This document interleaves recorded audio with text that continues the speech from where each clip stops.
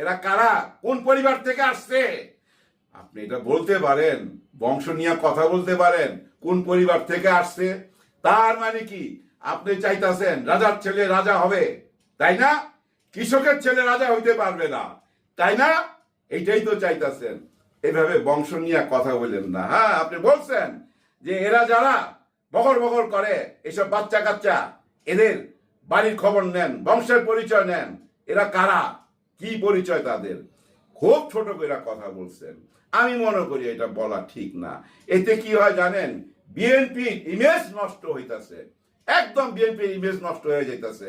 আপনি বুঝেন, এই যে 5ই আগস্টের আগে বিএনপির যে ইমেজ আর বর্তমানে আজকে এই 7 মাস পরে বিএনপির ইমেজ এক।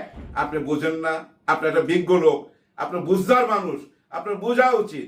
বুঝার জন্য সবচেয়ে ভালো জায়গা হলো কি জানেন? Comment box. ওই কমেন্ট